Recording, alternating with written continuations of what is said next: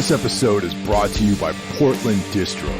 If you like underground music, movies, and more, go to portlanddistro.com for licensed merch, vinyl, CDs, and more. Plug in the discount code 10OFF, TENOFF, for a 10% discount at portlanddistro.com.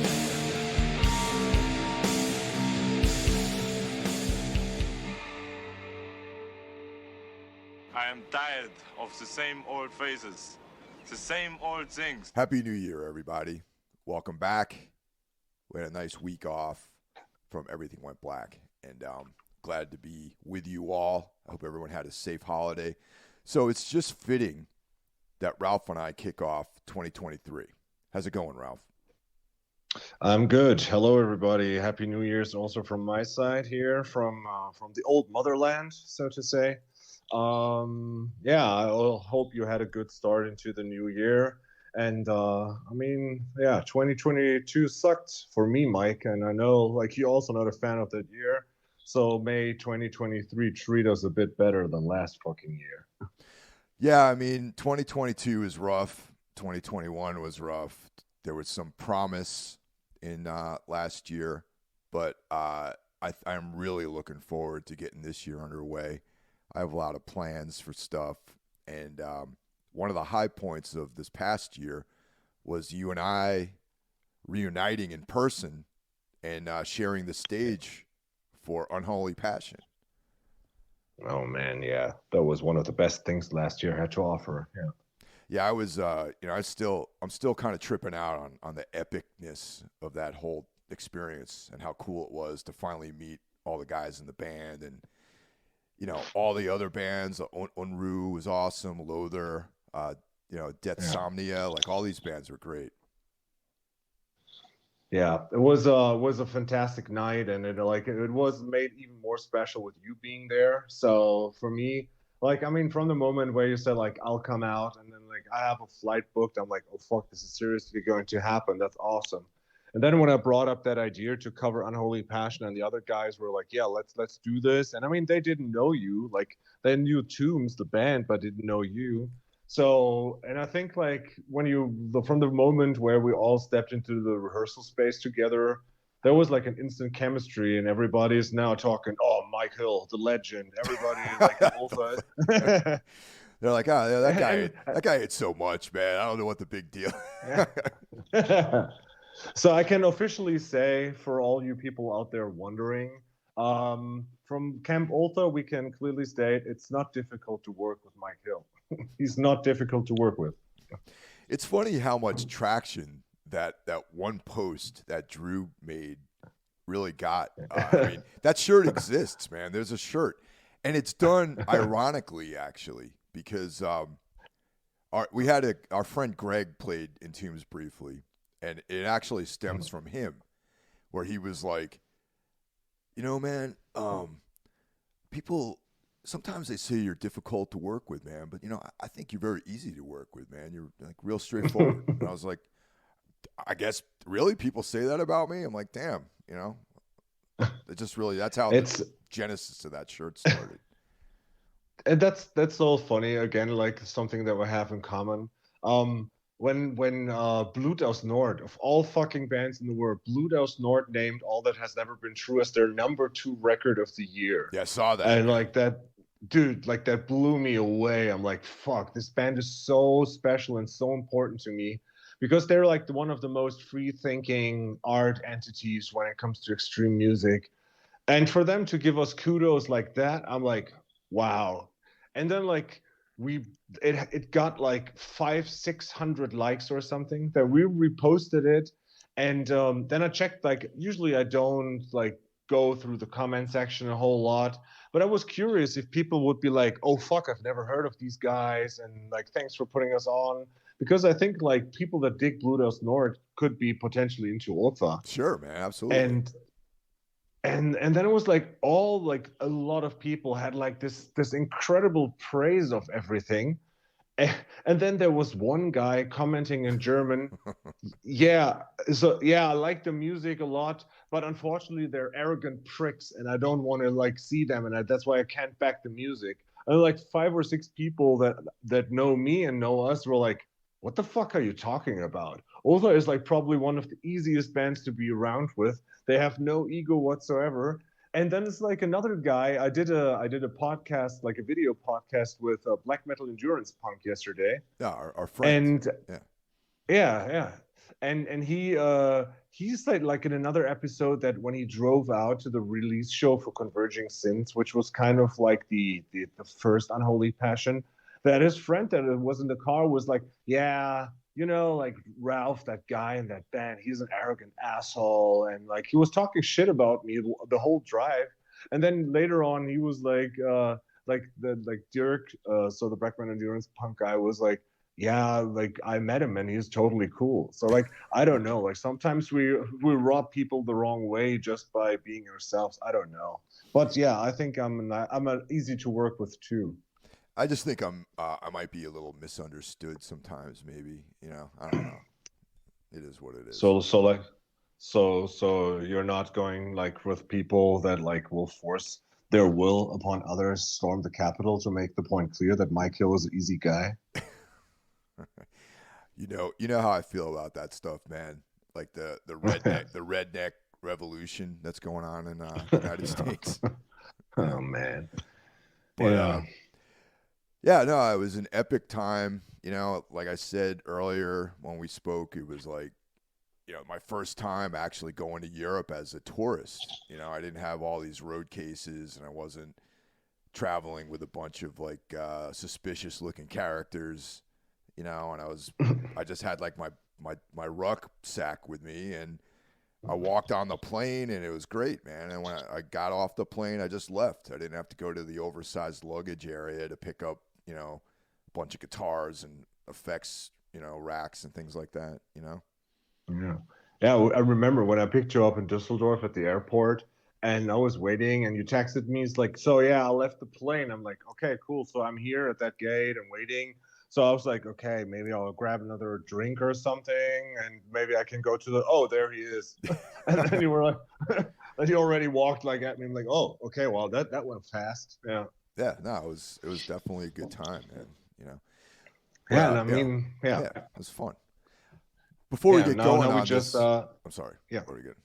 No, before you go into the plugs, I just wanted to say maybe a bit of a tease, but we like Mike and I spoke about something, so maybe this year something will happen where Mike has to fly again. We'll leave it at that.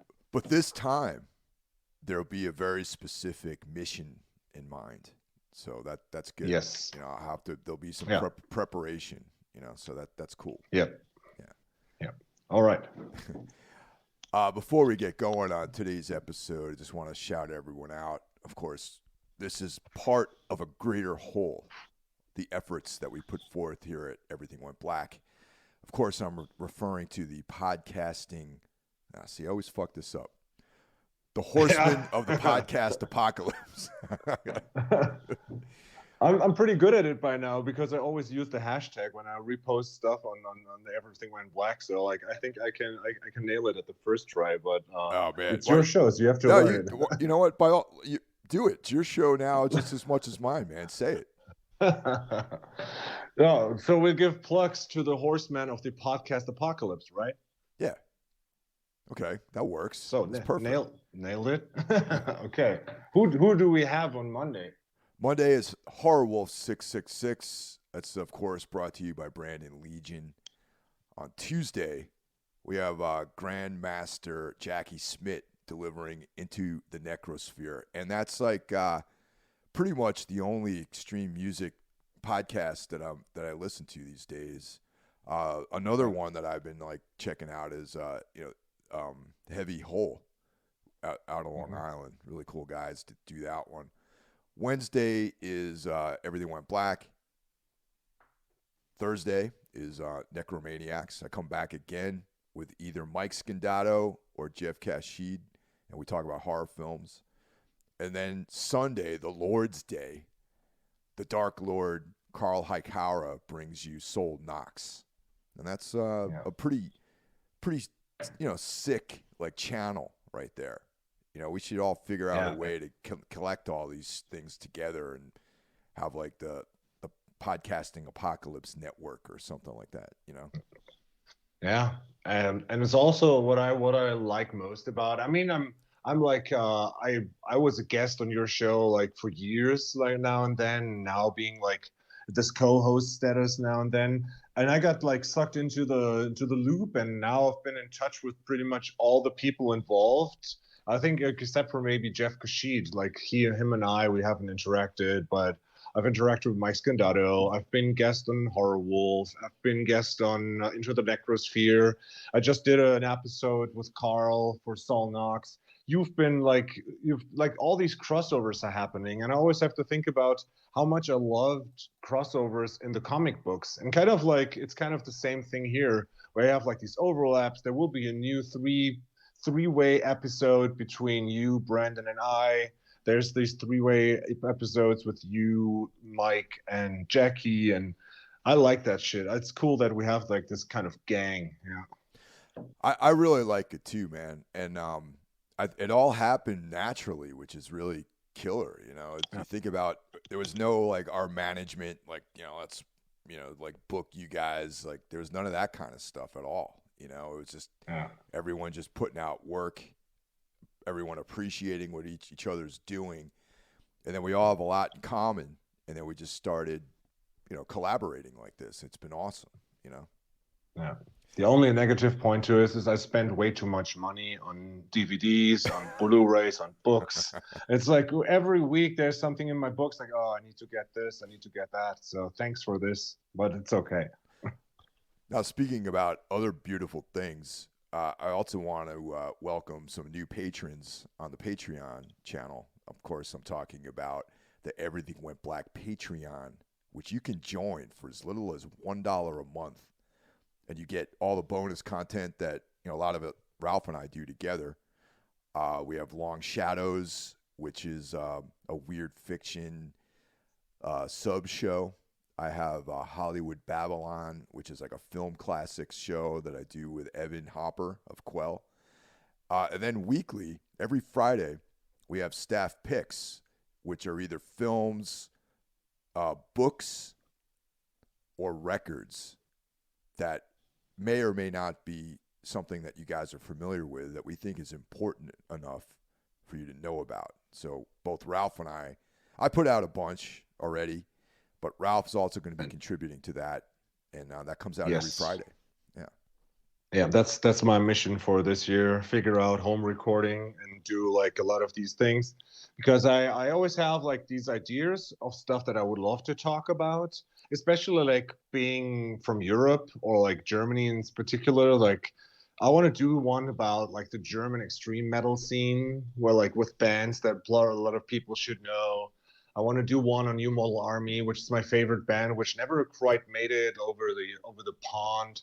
And I also have ideas for staff picks. And now that the Ultha shows are like kind of died down, and like before April there will be nothing happening, I'm just writing the new Robes of Night record.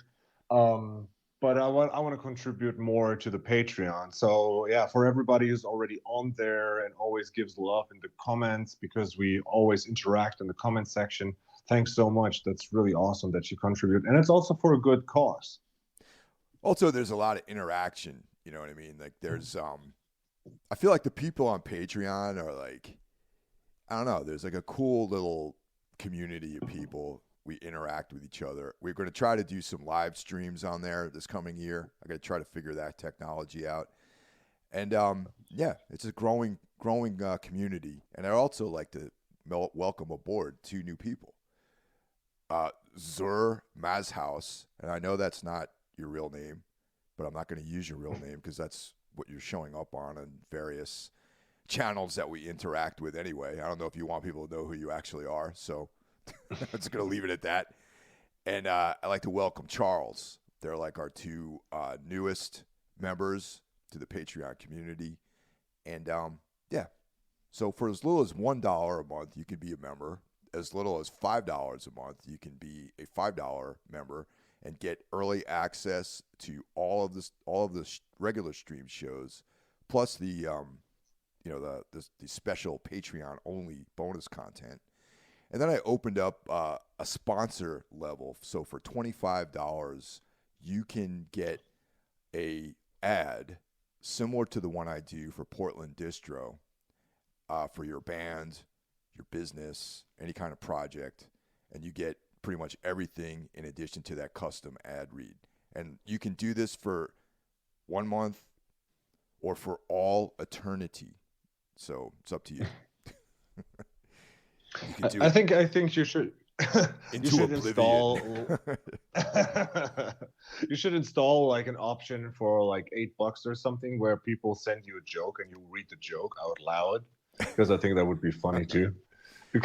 on the Chris Jericho podcast, which is like, I mean, it's not a secret, I'm a wrestling fan, so pretty much next to the podcast Horseman, I primarily listen to like pro wrestling podcasts, and Chris Jericho is always great. He always has like metal people on there. He had like Damian Leone of Terrifier on there, and also like cool wrestlers and backstories. And every week he has fucking Duff McKagan send in the Duff McKagan joke of the week. Oh wow! So every week it starts actually like wherever he is, like, I mean, he's on tour with Guns N' Roses all the time. With it, like, he records a voice message of a stupid joke and sends it over, and then they play it on that show. So that's always the intro to the Chris Jericho podcast, is Duff McKagan reading a joke. Well, one of the things we were thinking about doing for Necro is setting up a voicemail, like one of those Google voicemails, so people can actually call in and leave a message, and we were gonna have those tacked on to the show, just because of all like with anything like horror films, there's such a wide variety of opinions, and we only give our opinion. We don't think of what anyone else wants to say. So especially with Rob Zombie stuff, people are very, very divided over his creative output. So gotten some hate mail and things like that. So I just think it'd be awesome to be able to play a lot of that stuff, as well as like the good stuff on there too, But I love hearing people try to like tell me I suck and I should stop doing this stuff or whatever. And, you know what I mean? Yeah. Yeah, I mean, you know what you've got coming then, because I will invent an alter ego and we'll call it Cancel Left Wing or something. And we'll always like, oh, you guys should be canceled. It's like you're like misogynist white power guys and you're difficult to work with. So yeah, that's we'll kind see. of the stuff I was hoping to get. You know what I mean? Yeah, kind of like our topic of today, who got like a lot of shit in his ways in his career, but still a likable guy, and that's why we're doing a podcast about him. Of course, we're talking about Arnold Schwarzenegger, and the Austrian oak. Yeah, definitely. Bodybuilding champ, bodybuilding pioneer, actor, governor, and politician. I mean, the guy, if you really think about that, let that sink in for a moment. Think about how diverse that is. All of those things that require a lot of dedication to do. And he's, to varying degrees, accomplished all those things. Yes, I mean, that's the thing. Like, he didn't fumble and fail at any of those things. Of course, he had like missteps in his movie career. He had missteps in his marriage, and he had missteps as a governor. But like, all in all, he has a pretty solid track record of the stuff that, like, the legacy he leaves behind. And to this day, I mean, he's a Republican, and back then I remember when he was in charge that he like took money from the public education and refinanced the military with that, because he was like a Bush guy. But then again, like, he did so much like social engagement, environmental work, and he still does to this day. And he fought hard against Trump, like when Trump was still the president, and ran everything into the ground. So I give him kudos for that. Yeah, I mean, I've never been a Republican myself, and it's unlikely that I would ever vote Republican, and I probably wouldn't have voted for Arnold, honestly. But Yeah, yeah. at the time that he was governor in California, um, there was a lot of gerrymandering going on both sides, and he was able to bridge the gap between both parties and actually get things Mm, like the budget approved, and there was some success to his political yes. career. And I know that in the United States, the bar of success has been considerably lowered by Mm, the 4-year reign of terror that Donald J. Trump has done to my country. But before all that, Arnold actually had a fairly successful political career. yeah. And I mean, we're both primarily fans of his like cineastic work or his canon of work. But I assume you're also. I just expect like, did you read any of his books on like bodybuilding, Oh yeah. physical fitness, and because you're into that, right? Yeah, definitely. I mean, like, especially when I was younger, like, when I was in high school, I mean, I was all about like weightlifting and like, yeah, I mean, I lift weight. I still lift weights now. I mean, mostly for the last like decade or two, I've been, I've been more focused on like, martial arts and things like that. But that the Arnold Schwarzenegger Encyclopedia of Bodybuilding is like a must-have for anyone that is into weightlifting. You know what I mean? That's Mm. like a must-have in every library. So yeah, I mean, he's a writer, an author, essentially too.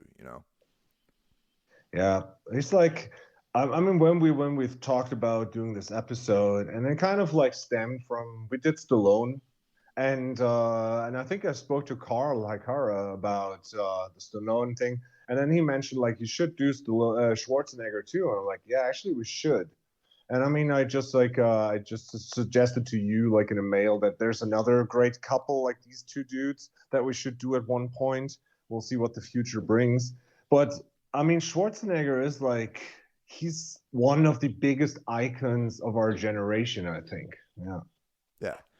But before we start going off on all of this other stuff, let's just get some of the basics down with Arnold. So Hmm. born July 30th, 1947, in Talstyria. Did I pronounce that the right way? Austria. How Yeah. how is Yeah. that? How is that It's pronunciation? it's okay. It's okay. How would you Let me say see. it? Yeah. Hey, what? So let me see, because I just have Graz, which is the city that he's famous for. But like, where's the? Yeah, Tal. Yeah, which is just like a Tal with an H. If you remove the H, and you have Tal, which this means valley.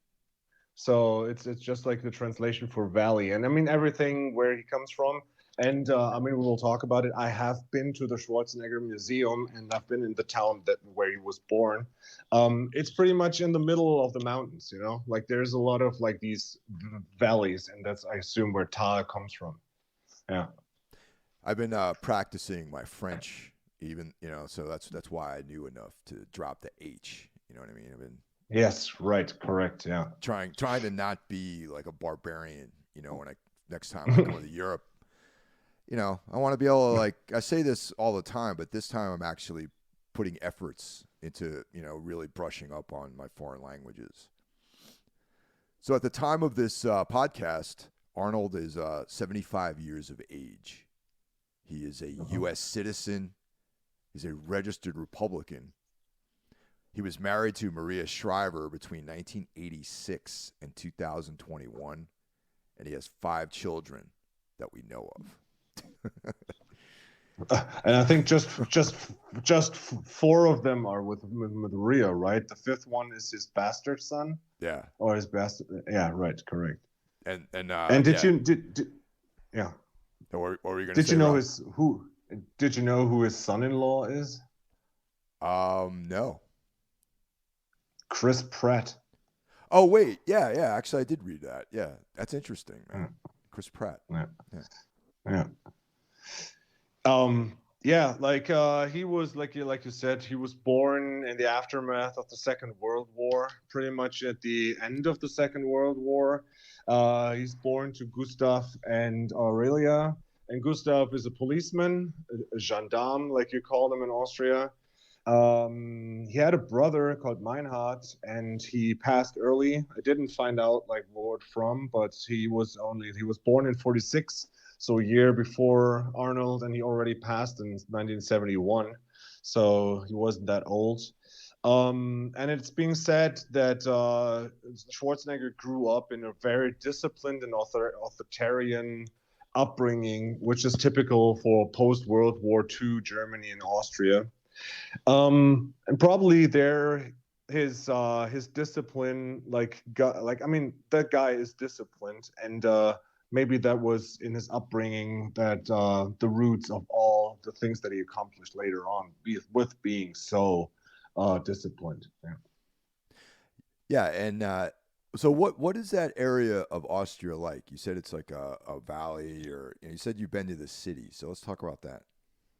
Yeah, it's Graz is one of the one of the bigger cities in Austria, but not like super big. I think like I would have to check it out, but it's like Cologne is definitely bigger. It's like a smaller, maybe 100,000 people or something. Graz, very much laying in between the bigger mountains of the Alps and everything.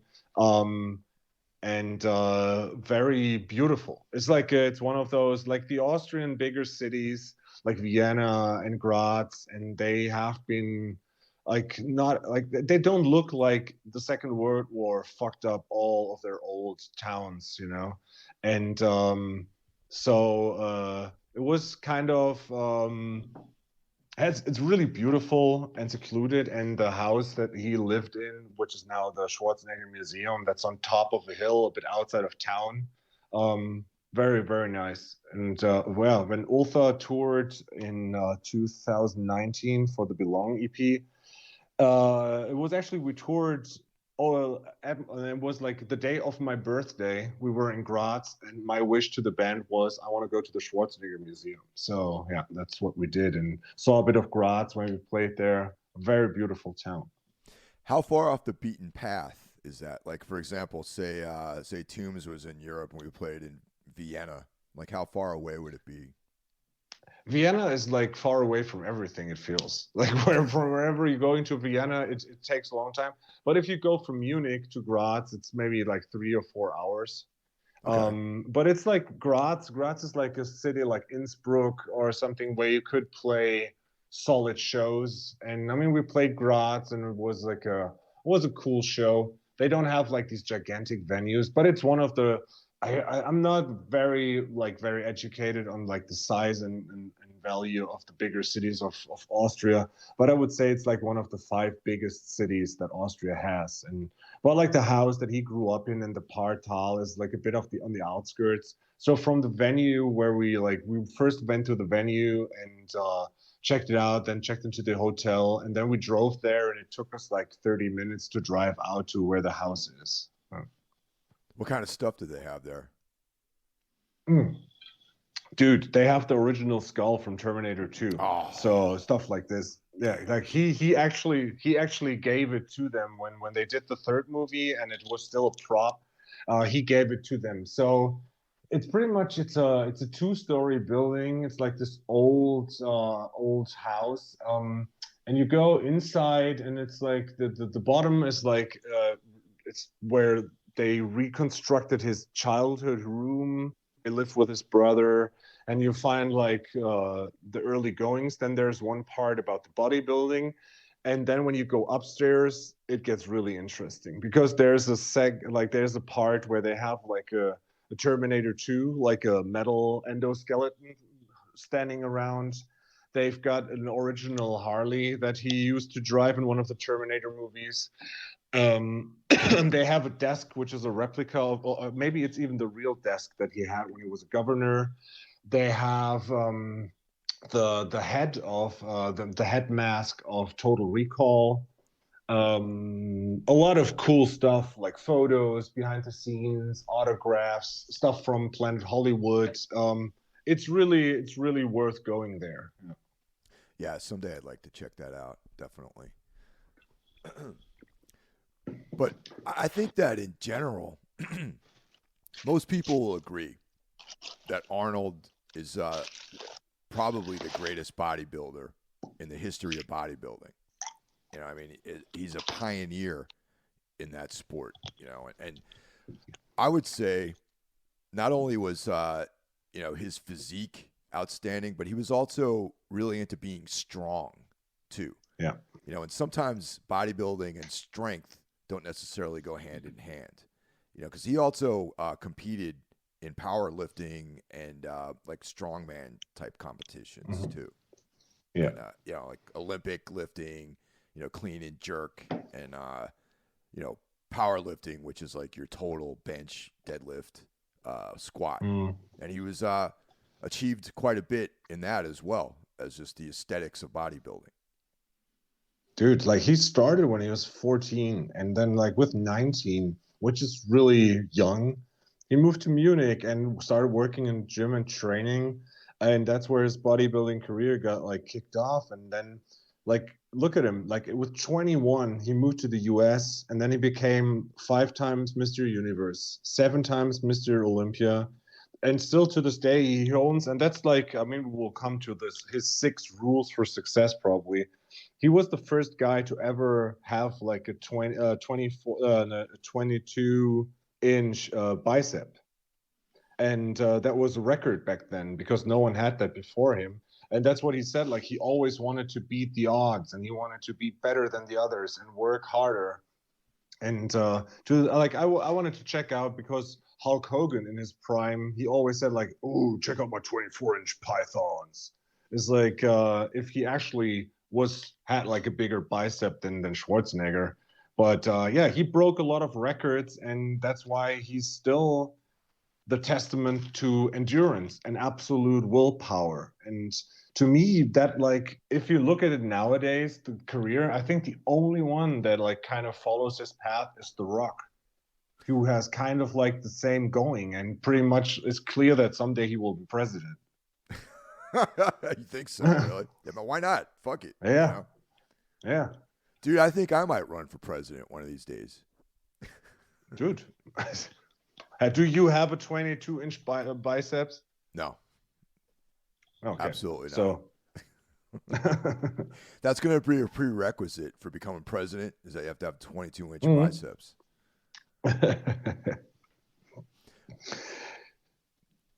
But, all right, some of you guys out there are grumbling right now about, steroids, Yeah, of course. Yeah, no doubt. All these guys are on steroids. But that doesn't mean that you take some steroids and you turn into Arnold Schwarzenegger. There's still a lot of training and discipline and intention that goes into it, and I know people that have taken steroids, and of course it helps them recover, it helps them put on mass. Some types of steroids help you get lean, but none of them could have achieved any of the things that Arnold did, and that is, we're all going to make that leap of faith that steroids were being used, but we're giving him credit for the work and the ethic that he has, and I think that's, like, if he's going to give me advice about what to do to be successful, I'm going to fucking listen to this guy. You know what I mean? Yeah. The thing is, what I think is, like, in 1977, there was the steroids trial then, where it all came out. And he was the first to say, I did it. Like, he's not backing away from it. He says, like, yes, I did it, because back then it was legal. I'm not saying everybody did it, but it was legal to do that. But once it got eradicated and wasn't legal, I still did the same workout, and it worked even harder to get the same mass. And that's kind of like what I think with his endurance and his willpower, that he's like, so yeah, I had the help and it helped me to achieve this, but now I'm not allowed to do it anymore. And like in his 6 rules for success, he's like, sometimes you have to break some rules, but not this one. And so I just work harder, and then I'll get going. And look what he did and achieved after the steroids. Yeah. Now, some of this stuff is chronicled in Pumping Iron. You ever see that one? No, I haven't. Oh man, dude, you need to see Pumping Iron. Okay. It's like a documentary about that they filmed that while he was trying to make his comeback as Mr. Olympia, and he had lost a bunch of weight, like a bunch of his mass, to be in the film Stay Hungry. All right. And so he kind of announced it on the fly that he was coming out of retirement to go back and do a Mr. Olympian. So he only had 3 months to train, and this is where he defeated Lou Ferrigno, and regained the title again. Now this movie is a must see, man. I don't know if it's streaming anywhere, but it's Arnold at the height of his powers as a bodybuilder, and there's Lou Ferrigno, training out in Brooklyn. Young Lou Ferrigno, and it's just a powerful movie, man. Really. Okay. The funny thing is, like, I mean, you could argue nowadays, like, who had the better call, because Lou Ferrigno got casted instead of Schwarzenegger to play the Incredible Hulk, and see who ended up with a better career. Yeah, well, actually, Lou Ferrigno is pretty much like he's out there still doing conventions and everything. It's kind of cool. Like you might go to Chiller one year out here in Jersey, and you might see Lou Ferrigno there signing autographs. Yeah, when I rewatched the King of Queens show a while back, he's a part of that too, and I completely forgot that. And it's cool. Like, he seems like a likable guy, and I don't know. Like, I would say hello to him. Like, I think he's a cool dude. Yeah, I like him just because he's got, he's like a New York guy. He grew up in Brooklyn. He's like, I don't know. He's like, reminds me of people that I know in my own life. That's why I kind of always have a soft spot for Lou Ferrigno. Yeah. So he achieved everything you can achieve in bodybuilding, and then he got cast for his first roles. Now, his first role was actually in 1970. So there was a little bit of an overlap between his bodybuilding career and his acting career. So he was, 1970, he was in Hercules, which was like this super cheapy like film where his accent was so thick that they had to overdub another guy doing the voiceovers for him. So yeah, it was. Yeah, I have not seen this movie though. Oh, dude, I have. And I have a funny story about that. First off, he's not credited as Arnold Schwarzenegger, because back then he said, like, people cannot pronounce Schwarzenegger. So he's credited as Arnold Strong, which is a cool thing in itself. Yeah. And someone should start a power violence band called Arnold Strong. So the movie is really bad. It's like really bad. It's like a cheap superhero Herculean movie in a way. So it's one of those movies that ran because Schwarzenegger is one of the biggest heroes over here. So you have, like, at Easter time or Christmas time in the regular slated TV slots, you will have like some of these old movies. And Hercules in New York was one of the movies it was called Hercules in New York here in Germany. And it's one of those things that always ran. And I remember Easter, it's like celebrated with your families over here. It's like the highest Christian holiday that you can have. And so my parents and my grandparents were sitting in the living room, and I was watching the movie with my headphones on. And by that time, there's this. I mean, you get a lot of sweets for Easter. So there's like these little chocolate eggs that you give out, and like stuff made of sugar. And there's the stuff we call gelée eier, which is pretty much like these wobbly gummy bear kind of stuff, but like more gelatin in it. And it's just disgusting. It's just sugar and gelatin in a way, and it's covered in sugar. So like they look like chopped up half egg, and they're like red, yellow, green, blue, and has like a sugar cover around them. And we had like a ton of them standing on the living room sofa on the couch. And while my parents were like talking to my grandparents, I was watching that movie and eating a whole tray of that, which would be as much as eating probably like 4 burgers or something. And I and I drank a liter of cola with Oh that man, because I was like 10 or 11. And I just remember that like all of a sudden my mom was like, "So dinner's ready, come over." And I got up, and in that moment, like all the sugar combusted, and I had to throw up like a real gigantic like stream of vomit came out and like messed up the whole Easter ceremony. dude. Yeah. I was gonna say all that sugar, man. Like my heart Oh would have man. exploded, man. Jesus.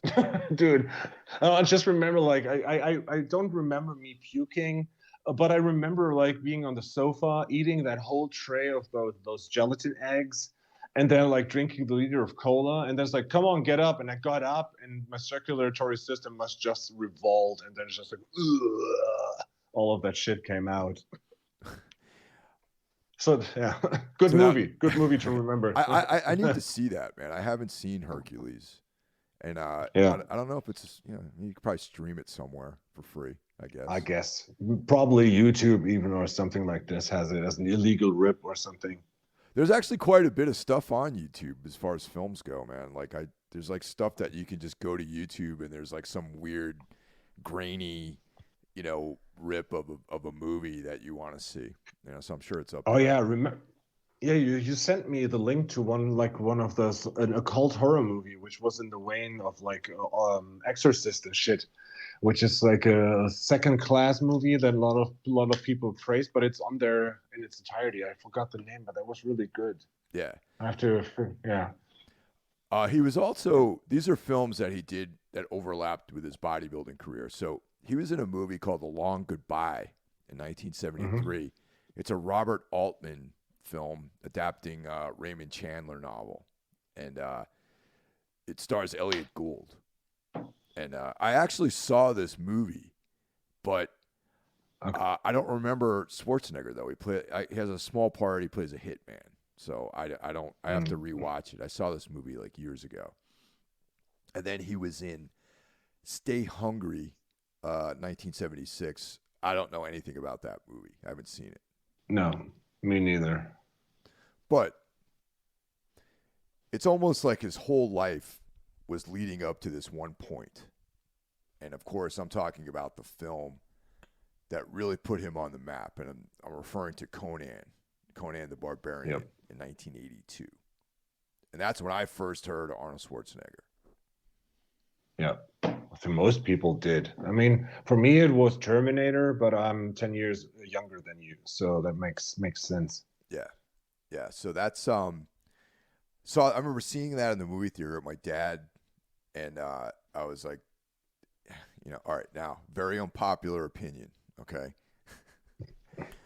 I liked the very beginning of that movie, you know.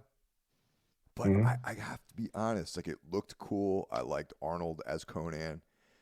But you got to remember, at that phase of my life, I was obsessed with Robert E. Howard and Conan, the comic books and the short stories and the whole mythos of the Hyborian age. So I kind of didn't really like the movie, man. I got to be honest about that, you know? So I don't know. Any thoughts?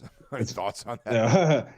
Yeah. I mean, like for me, when I found out about Schwarzenegger, like I said, with like Terminator and all those movies that he did were like playing on TV constantly because he was a money grab. And so I watched all of that and I was just like absorbing it. And I remember I saw Conan the Destroyer before I saw Conan the Barbarian. And like Conan Destroyer has this pathetic scene in the ice palace with the shitty monster that looked terrible. And I think I saw Red Sonja before I saw the actual Conan the Barbarian. But when I saw Conan, I'm like, okay, now we're talking because that's the real deal, and that's why to this day I back this movie. But I can understand what you mean. Like when I read the novels or like some of the novels, I'm like, yeah, it's kind of I can imagine how people were like that knew the books were disappointed by the way it was. I was disappointed when I saw the remake with Jason Momoa, I think played Conan, and I totally for a while forgot that this movie existed. And but I still go back to the original Conan a lot. Yeah. Yeah, I don't think Conan has ever really been done the right way, honestly, or the way I would Yeah. like to see it. You know, it's funny as we're saying this, I can imagine Champ Morgan, like my his opinion of me diminishing as I go on and on about Conan the Barbarian. So you know, text me after you listen to this, Champ. So but yeah, I don't think Conan's ever been done the right way, and there has to be more like sorcery, more like weird stuff, you know, like monsters, like that kind of thing. And Conan himself had to be like a little bit more, you know, crafty. You know, he was like an intelligent character. I think now, if you know, we got Schwarzenegger as a mature older man to play Conan as King Conan, it might be a completely different story. I think if someone like Robert Eggers were to make a Conan film of Conan as a king in Aquilonia later in his life, now would be the time to cast Schwarzenegger as Conan. I mean, that was in the plans, but it never got done. There were like, I think up until 2017, there were plans to do this, and I think there's even a graphic of him with gray hair sitting on the throne, and that would have ruled. Yeah. Yeah, it's you know, I don't know, man. Like it's still possible, man. I mean, you know, Schwarzenegger looks great. You know, 75-year-old man. The dude looks amazing. Yeah, he says like he still works out at least half an hour with weights every day. Yeah, no, it looks like he does. You know, for sure. I can't believe he's 75, man. Jesus. Yeah, yeah. I'm just it's same thing with Stallone. Like I'm just watching his new show Tulsa King, Oh yeah. and that dude looks ripped, and it's like he says like in like he has like an on-off thing going with the like a lady in that show, and like when they hook up the first time, she's like, okay, so how old are you? It's like, and then he says something about like when I was in middle school, like he has like a reference for the time, and she's like, "What? That would make you around 75?" And he's like, "Yes, I am." And I think he portrays his actual age because I think Stallone is 75 as well, or so, right? Yeah. Or somewhere in that realm. Somewhere in that realm, and definitely. yeah, and he also, I mean, look at the Expendables movies, dude. Like he went all in hard for that. Yeah, no, totally. You know, there's that other character that Robert E. Howard did, Cull, which is an even more like moody, brooding like character than Conan, which no one ever talks about that character because there was never. I don't think there was ever a movie made about him. I don't know. You know, I might be wrong about that, but yeah, there's like such a wealth of interesting stuff in that vein. And especially since things like Game of Thrones and Rings of Power and all that stuff is kind of like hot right now. They should look to Robert E. Howard to make some of these films. Yeah, they should have probably done this instead of the shitty Willow show that is on Disney Plus now. Yeah, I haven't even watched that, man. You know. Oh, dude, it's terrible. It's like, I don't know. It's also, I think they fumbled Willow. They fumbled with the Game of Thrones spinoff. They really did a good job on the Lord of the Rings show. Yeah. But yeah, man, like a dark fantasy like this. I mean, there's like some of these things where I just think like, also we talked about Werewolf by Night. It's like, dude, like push the fucking Marvel horror things and do it in that vein. That would be so cool. Do like another Hellboy movie with the darker imagery that you can do now, you know, in the quality of Dark or 1899. stuff like there's so much to do. And like imagine like a dark, really dark, brooding Conan TV show that's like looks like all bleak all the time and heroic. Like I would fucking dig that. Yeah, man, and there. I mean, I have since we're on this subject, I have to mention two of my other favorite characters. There's Kane, written by the very much underrated Carl Edward Wagner. He's like such an incredible character, and that's another thing they could just license a character like that. Or Michael Moorcock's Elric saga would be great too for like these Amazon or shows. It'd be incredible. I think right now, pretty much all of these estates that you have, like with like written out stories that have been successful for years, it's only a matter of time until the big studios snatch it up. Because now Paramount Plus is like streaming here too, and so like all this like Vice has its own TV, like its own station and everything.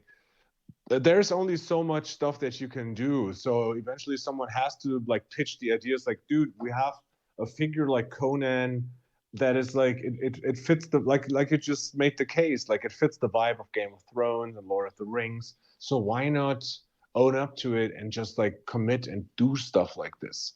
I mean, they could have done a fantastic Swamp Thing out of what they did with the show, because it looked great. The Swamp Thing looked great. They just messed up the story, and that's why it went bankrupt. But they could have done something genius with that. Yeah, totally, man. And I would. That's another character they never really did the right way. I'm rereading the Alan Moore trade paperbacks of that series, and it's like such an incredible, like very intelligent story. That lends itself to the culture right now. Someone like the hell is the guy's name? Brian Fuller, who did Hannibal. I would love to see him take a stab at doing Swamp Thing. Yes. Dude, like I said, I totally back the looks of that show they did a while back. I don't even know which station that was on. But like I watched the first episode and I'm like, okay, so the Swamp Thing itself looks great. The setting is great. It's dark, it's moody. And then like the second episode is also cool, and then it just like lose complete interest because it turns into this shitty love story with like stupid characters, and you're like, what the fuck are you doing? It's not difficult but like it's the same thing in wrestling. I always feel like I could tell the writers like do this with that character and it would work, and then they go the exact opposite way. And yeah, maybe sometimes we just have to accept the fact that they ruin stuff that we like. Yeah.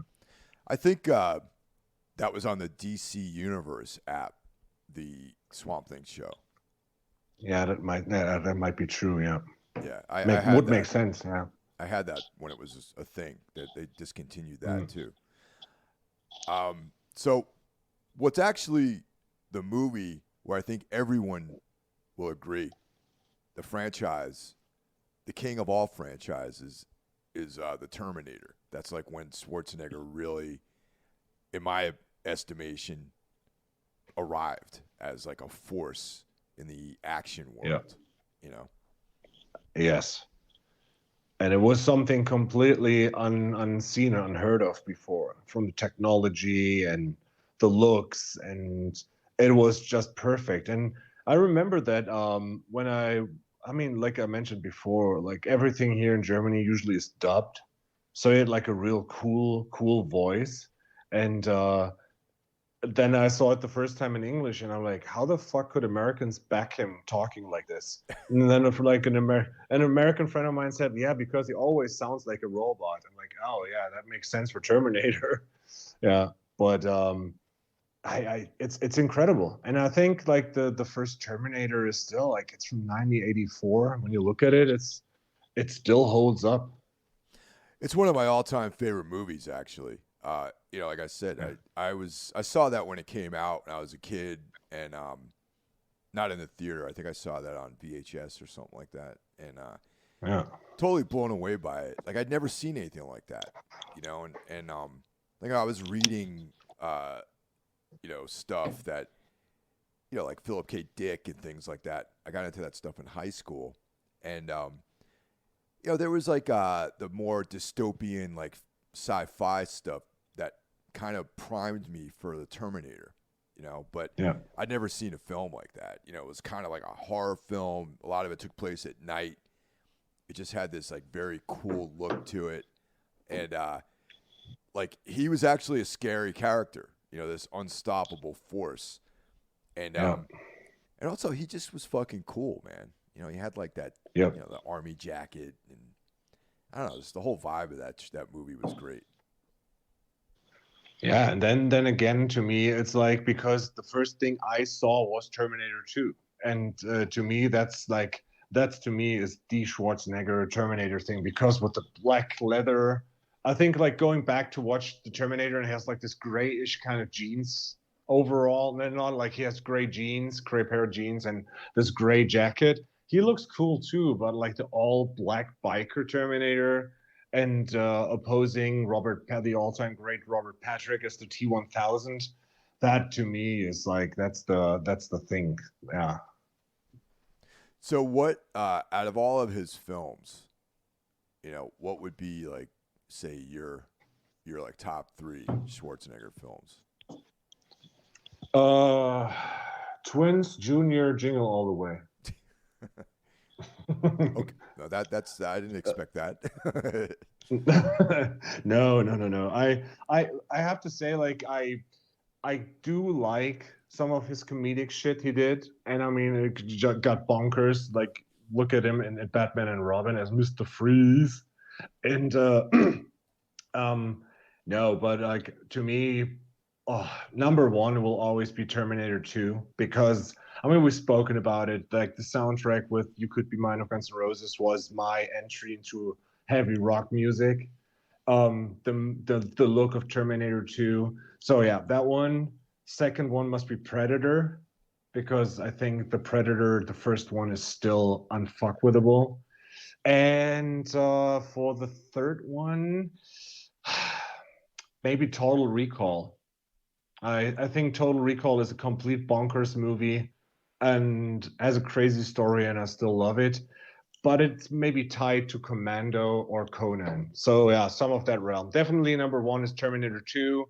Number 2 is Predator, and yeah, then the others. Yeah. Do you What have about you? any like runner ups or anything like that? I have to say I like End of Days. His satanic demon killing horror kind of action movie, which was like retarded.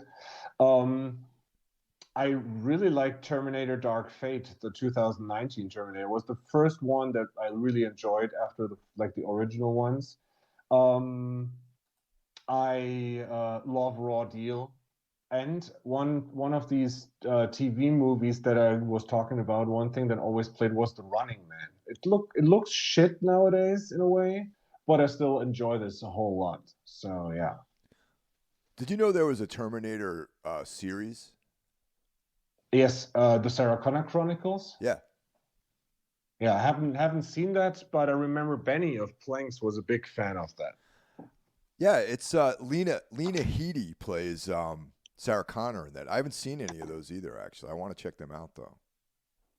Yeah, I thought about doing a deep dive with like watching the movies, like all of them. I mean, there's Terminator 1, Terminator 2, the 3 is the Rise of the Machine ones. I remember that I thought that sucked. Then Terminator Genesis I saw.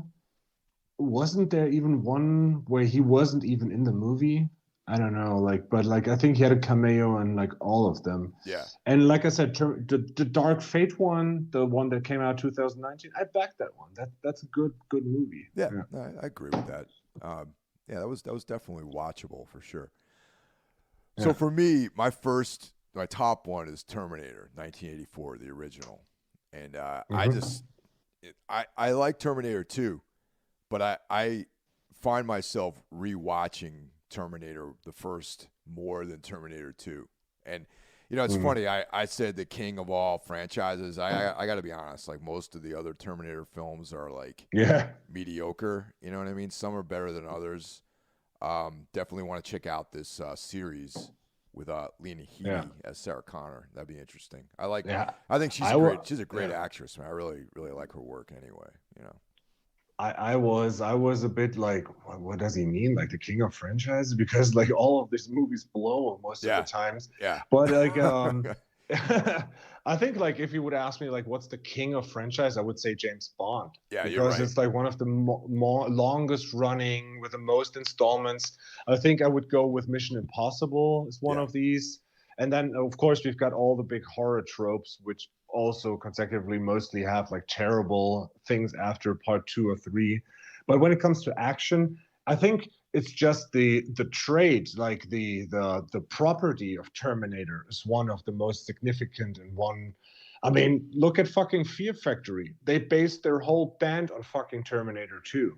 Yeah. You know, like all the sounds, the things, the aesthetics, and like the first and second one, the looks of it, they're almost, I think, as like the laser sounds, the tank sounds is almost as significant as Star Wars, because like half of the movies that use laser sounds use stuff from LucasArts that they did for Star Wars. And the Terminator has its own, and Terminator and Alien, they both have like these incredible sounds that they use, and you can always say like the motion tracker in Terminator that in Alien. Right. Like whenever that sound comes on, you instantaneously know it's the motion tracker of Alien, you know? And I love that. Have you ever read the Dark Horse comics of Alien and Terminator? I had Alien versus Predator versus Terminator, like a paperback, but there were a ton of them in the 90s when they explored all of that stuff, yeah. The Alien series, you can buy them in collections now. They're not currently in print, but you can find them out there. And the Alien one was great. The Terminator one was okay. And then there's a Predator one, which I haven't read. I haven't read that series. Okay. And there was also a Thing one too, Thing from Another World.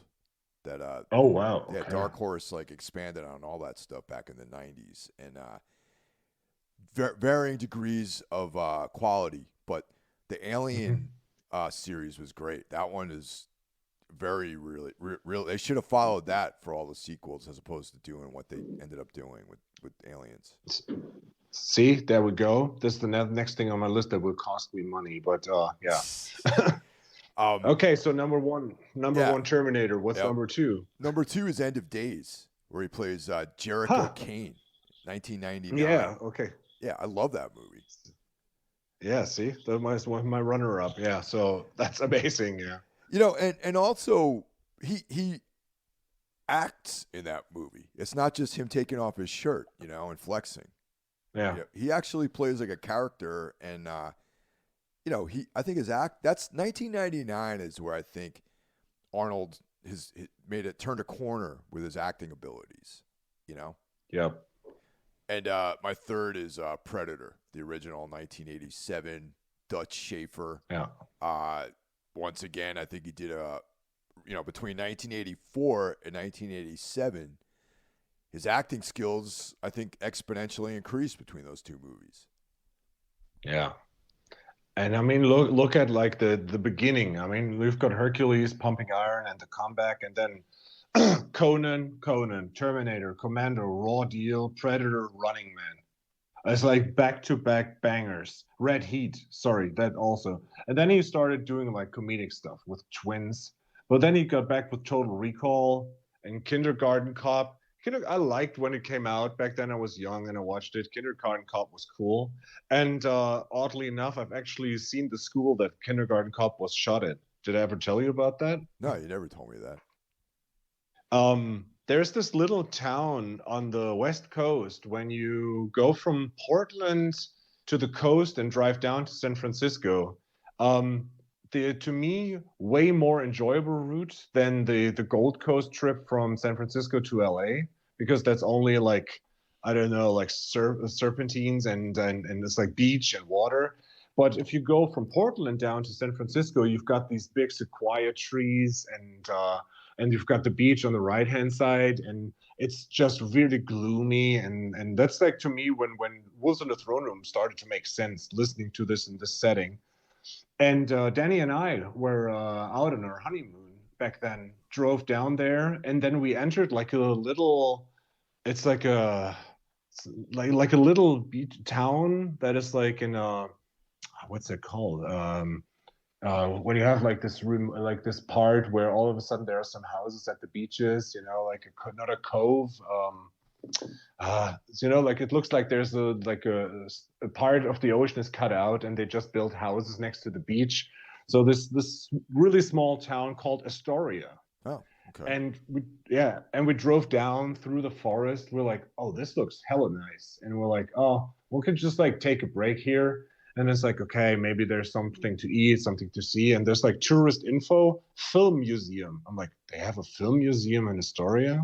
Okay. So we had some time to kill. It's like, let's just go in there. It was like $10. And there was a Jeep outside that had like bullet holes in it. And I'm already like, it's like, huh? Wait a second. This Jeep looks totally familiar, and I don't know why. So we went in, and we thought like it's just a movie museum, but it's actually a museum for all the movies that have been shot in this small remote town of Astoria. And this Jeep is the Jeep from the Goonies, where the gangsters in the Goonies drive away from. And in this fucking town is the fucking Goonies house. So like I went up to the Goonies house, which is one of my childhood favorite movies. And I was standing in front of the house. I'm like, holy shit. And then it's like I turned around, and like 2 streets down there was a school building. I'm like, and I swear to God, that's the school from Kindergarten Cop. And then we looked in the brochure, and it is actually the school from Kindergarten Cop. So they shot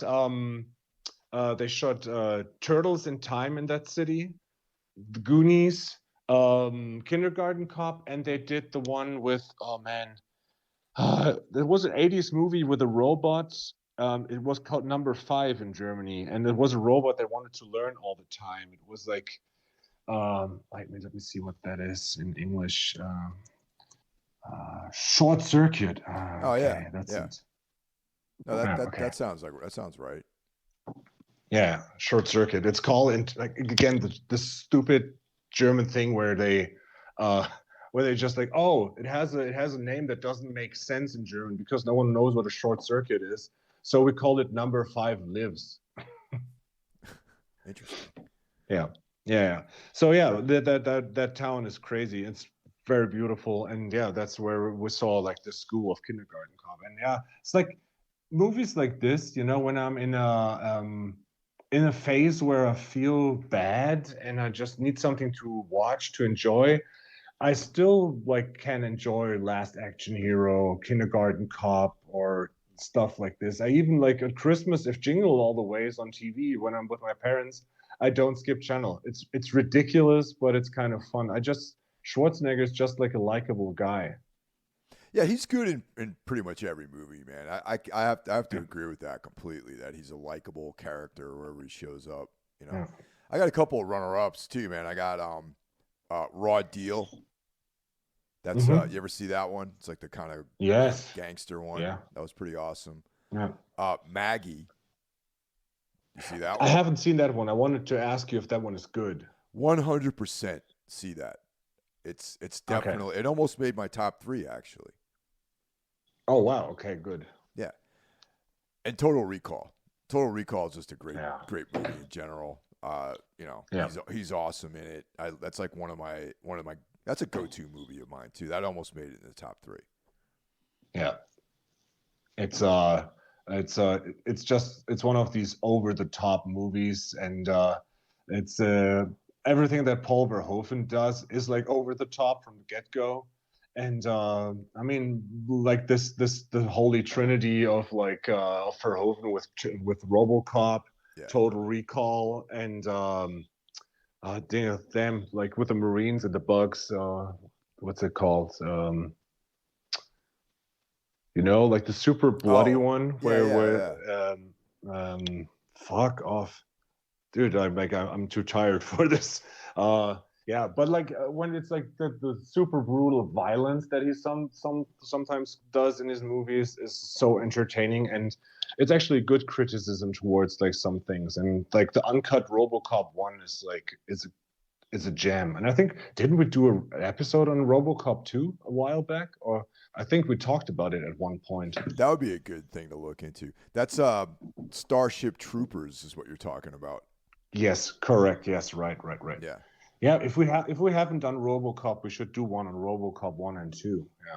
I got to be honest, like the first one is like super super dark, man. And the second one, if my memory serves me correctly, Frank Miller, the comic book creator, has something to do with the script of that second one.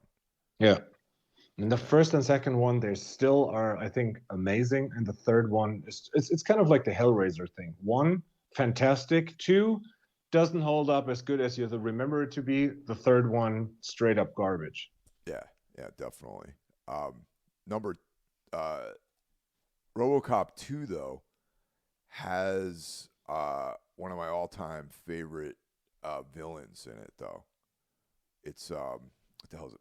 Patrick, I think his name is Patrick Noonan, who and the whole thing with that drug nuke, he's the drug dealer guy, and just a fucking good movie, man. But yeah, the first RoboCop is like really, really kind of depressing and sad in a way too, Absolutely, and also the cast is just bonkers, and it's yeah. Well, we'll do a RoboCop one. Yeah. So, eventually, Schwarzenegger would replace Donald J. Trump on the television show, The Celebrity Apprentice in 2015. Yeah. And Donald actually would go on to criticize Arnold in his role, as his, but then eventually Schwarzenegger stepped down, but not after Arnold attacked him on Instagram. Yeah, of course. Of course, his paraphrasing, he's like, "Hey, Donald, I have a great idea. Why don't we switch jobs? You take over TV because you're such an expert in ratings, and I take over your job, and then people can finally sleep comfortably again." He's a smart ass motherfucker, man. Like he's not as dumb as you thought he would be. I mean, I think he learned hard, like he did everything the hard way, and probably he came like over to the States looking kind of like a goofball, but the dude like read his stuff, like he knows what he's talking about. Dude, that's like a thing that people. I mean, if you think about how incredible his story is, like the guy came over as an immigrant, whenever you go to another country, you definitely stand out. You know what I mean? Yeah. I do. Like, fuck, when I'm in Europe, I feel like I totally stand out. So, remember when you picked me up at the airport and we went to get coffee? And maybe it was because I was exhausted because I hadn't slept in, 24 hours at that point. But I was trying to communicate with the guy at the coffee shop, and I felt like such an idiot. I was like, this guy thinks I must be from like, I grew up in like a tent somewhere or something. You know what I mean? And I was like, so you can imagine being an immigrant coming to another country and then you become governor of California and like this iconic action hero. And also, by the way, the most prolific, groundbreaking bodybuilder, and you're immortalized in history, really. Yeah. The dude is like, and that's when we talked about this idea, that's what I told you. Like in our English books, like I mentioned this a bunch of times. It's like I don't just like teach literature in English. When I teach kids English, it is like teaching them to speak the language of English. And cultural studies is just like a minor side note. It's like a sidebar, more like a narrative that you like adjust the grammar in, and so like when I was like in school to learn English, I remember that in my seventh grade English book, there wasn't like an audio file and a text about Arnold Schwarzenegger. where someone like impersonated Arnold to read his biography in a way, like for kids. And that day, that's when I started imitating Schwarzenegger.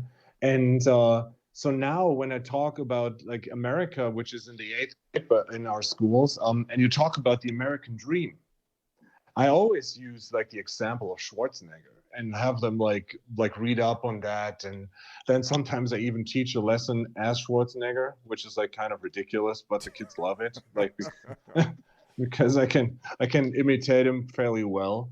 And so yeah, it's if like if there was ever a success story, it's that one of him. You know, there's also been like, you know, just like any other famous person, some smudges on his permanent record. You know, of course, Yep. aside from steroids, in a article in We magazine, the famous adult magazine We, he talks about smoking marijuana, and Mhm. in Pumping Iron, there's a scene where after winning, he's enjoying some cannabis. So that hardly, I mean, you know, I'm not, you know, Yeah. into marijuana really, Mm. but that's really hardly an illegal drug these days. You know what I mean? In the States, at Yeah, least, it yeah. is. I don't know about Europe, but in the States, it's pretty much decriminalized in most civilized parts of the country. Yeah, it's happening here in this now too. Yeah. It's like New York, Seattle, Boston. It's like totally legal on like a you know, a recreational level to smoke weed. Seattle was like the first city I'd ever been to that where people were just like freely smoking marijuana. It was like being in like Amsterdam or something like that, you know. Mm. Some Berlin politicians pitched the idea of like decriminalizing all usage of drugs. So pretty much to train the idea of like you have to be responsible for yourself. Can you imagine like in Berlin that Oh like man. when meth and LSD and all that shit isn't illegal anymore, then it would be like fallout. Like But it would be like Vancouver because there's that one neighborhood in Vancouver that's where the rickshaw is located. This venue, which okay. it's one of the sketchiest places I've ever been in, man. It's like I think it's West Vancouver. I might be wrong, but every time I go there, I just see some of the sketchiest people, like really dark stuff all the time. And of course, the load in for that venue is like down some side alleyway, you know. So you Oh, go off the great. main road, you go down, you make two turns to get to the back of the venue, and that alley at night is just complete darkness. You know, like people doing drugs, like having sex, like stuff like that. You know, it's like there's needles everywhere. There's like human, you know, feces and stuff like that. It's pretty brutal. Oh, man. I can imagine. I mean, I've been to places where you're like, when you tour as a band, you get out of the van, you know, like two people have to stay here and protect the van at all times, or otherwise we'll have no wheels and nothing left anymore. And that's mostly the part of towns when you read like some American bands on tours, like, oh, they got robbed in Lyon. What a surprise. You know, like some of these French towns, they're like incredibly hostile. And yeah, it's like it's super sketchy. And I remember like when I was in the States the first time and did that round trip off the West Coast, and then I took the Greyhound bus to San Francisco to stay with a friend for a couple of days. Um, in the afternoon, I took a bus and went to like downtown San Francisco. And then it's like, oh, I have a map here, and I need to go to Haight Ashbury. So it's Oh like yeah. 10 blocks. I can just walk up there. So I made it through 2 blocks, and then I turned around because I was shit scared. I'm like, holy fuck, this is the real deal. And I remember that the bus driver was like, we had like a bus that drove us around like around the states, and then he dropped up the whole group at the LAX. And he's like, so where do you need to go? It's like, oh yeah, I'm going to a friend in San Francisco. So he's like, oh yeah, how do you go there? It's like, I'm taking the Greyhound bus. I'm thinking about like using public transportation to go there. And he was like, what the fuck? Like, no way, that's in Skid Row. Like, Yeah. I will. I was like, oh, Skid Row, that's a cool band, bro. It's like, and he was like, nah, dude, like you don't know. Like this is the real deal. And so like he drove me there, and he said like, when's your bus leaving? It's like, yeah, in 5 hours. He's like, you go inside the Greyhound station and you will not leave the Greyhound station until your bus comes. I'm like, really? Well, whatever. So I went in there. We got hungry. It was a buddy of mine and I. And we're like, oh, there's a McDonald's over there. Let's just go over. It took like maybe 10 steps out of the station for the Greyhound bus. And we're both like, fuck, let's get back. That was so scary. So I can imagine that alleyway you were talking about. Yeah, dude. San Fran is no joke, man. Like even back in the day, that I know everyone. It's like really popular right now to talk shit about the West Coast and how brutal and dreary it is, and the homeless and all. I know that that's like a thing right now, but San Francisco has always been sketchy, man. Like I've always had really buck wild experiences walking around that city, and like San Francisco, Golden Gate Park. I saw this guy with literally the worst staph infection I'd ever seen in my life, man, on his leg. And I was like, that dude probably died as a result of that. That's how bad it was, dude. And oh God. Yeah, it's just a fucking rough town, man. I mean, it's a great city, but it's a rough city, in a lot of ways. Yeah. Yeah. And of course, Arnold, there was some like sexual misconduct, got to mention this stuff too, you know what I mean? But, he owned up to it. He admitted that he behaved badly, he apologized. And, I mean, it is what it is, That's all I can say about that. Well, if you pull that stunt, my friend, if you pull that stunt on Necromaniacs, Cancel Left Man would call in and would say like, this doesn't fly. Well, that's I would appreciate, that would be a well appreciated statement, Yeah. No, I mean, yeah, he's like when I made that comparison to The Rock. That's what I remember when you were here. We were talking about The Rock. It's like, I'm curious if he will be the only guy of that success rate that won't have any dirt to his shtick, Because like Stallone had pulled some shit, and Schwarzenegger did, Bruce Willis did, they all did. But like right now, it looks like The Rock is the perfect guy. I mean, he kind of like lied about the success of Black Adam, which was like a fail. But aside from that, I haven't read anything about him being a dick to someone else. Yeah. Well, if he runs for any kind of political office, I'm sure something will come out, or they'll fabricate something, or they'll stage something where he looks bad. That's kind of how things go in this country. Yeah. Yeah. But aside from that, Schwarzenegger, one of the all-time greats. Do you think or agree? I agree 100%, man. And it's kind of a tie between him and Sly as to who would be my favorite action hero. Both of those guys have a lot of hits. Yeah, the thing is, I think just like they're more like, I mean, they had like this rivalry, like when they they had like the Planet Hollywood cafe with Bruce Willis, but they were like upping the ante on each other, just like for fuck's sake, kind of like Who's Good Doing the Replacements, that they have like this love-hate relationship, and where they were like, okay, like in my next movie, I'm going to kill like 50 people, and I will have like bigger Uzis than you have, or something like this, like this retarded like kind of fun rivalry. But I think the biggest difference is that, to me, like in the overall canon of work, Stallone is the more serious guy. I think Schwarzenegger always incorporated more fun and humor because of the way he talks and acts. And I think it's portrayed best in his cameos in the Expendables. If you look like, the first Expendables is not what you wanted. The second Expendables is the one that I actually wanted. And like Sly is like the old tough guy, and like super serious. And then Schwarzenegger comes in with his Hawaiian shirt, lighting the cigarette, dropping all the quotes from his old movies, and is like kind of the winky-eyed guy. But the two of them together are something that we will probably never see again. Yeah. Yeah, because like you mentioned The Rock, and like The Rock, I think he's a good actor. I like I like seeing him in movies. But he just doesn't have that element of danger that Stallone had. Yeah. You know what I mean? Yeah. Like Stallone and Cobra and Nighthawks Oh man. are Yeah. that's like, you know, he looks like a fucking bad man, you know? Yeah. Yeah.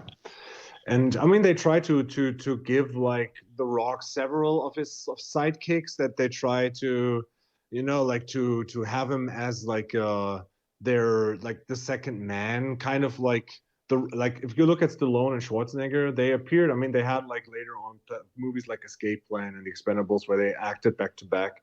But like they tried it for The Rock with Jason Statham, and both of them don't have the level of honesty to it. I mean, they're both good actors, and I mean, we talked about Money Truck or Cash Truck, and Jason Statham can act serious, and he's a good actor. Also, The Rock, but they both lack the danger. They're good in their like kind of winky-eyed action roles.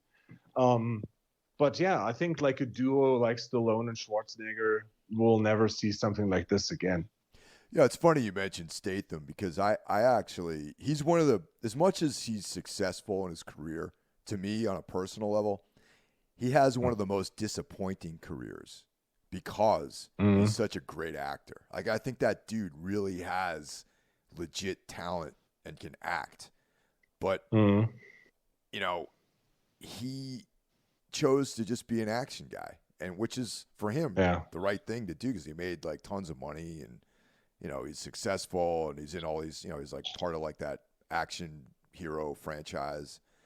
But when you see him act like he was in The Expendables, I think, right? Was that, yeah. Yeah, right, yeah. Like he blows away everyone in that film on pure acting. Like he's like a real actor compared to all those other guys.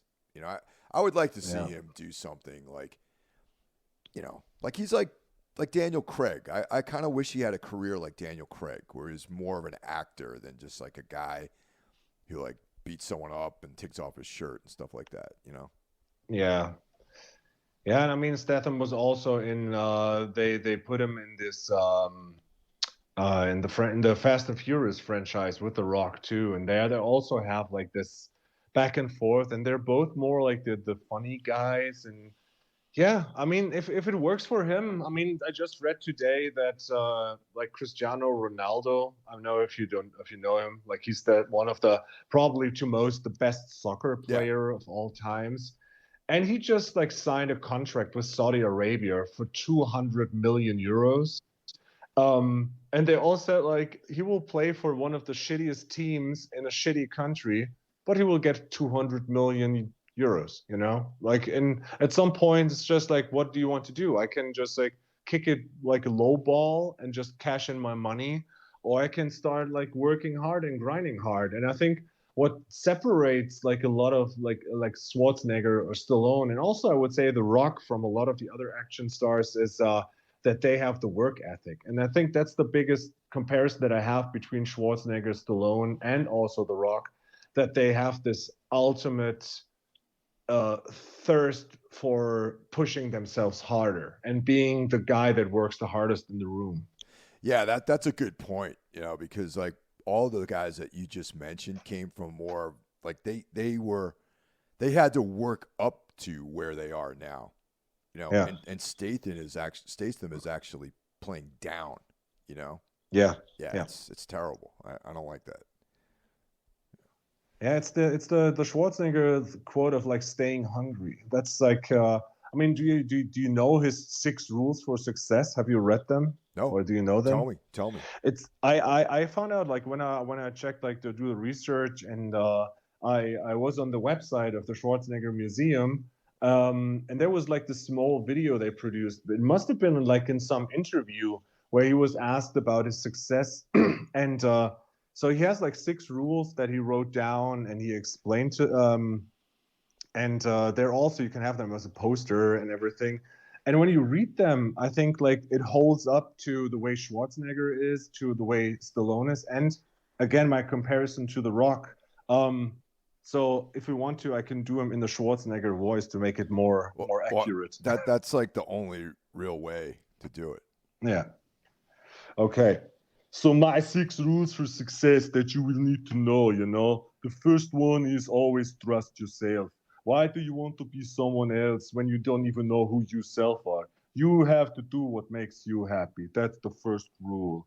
The second rule is you have to break some rules. Not all of the rules are right. You have to be inside the law, but sometimes you have to think outside the box and break some rules, you know? And the third one is don't be afraid to fail. There's places in your life where you will need to fail. And don't be paralyzed by the fear of failure because failure is normal. But then you get up and you get on and you get down to the next level.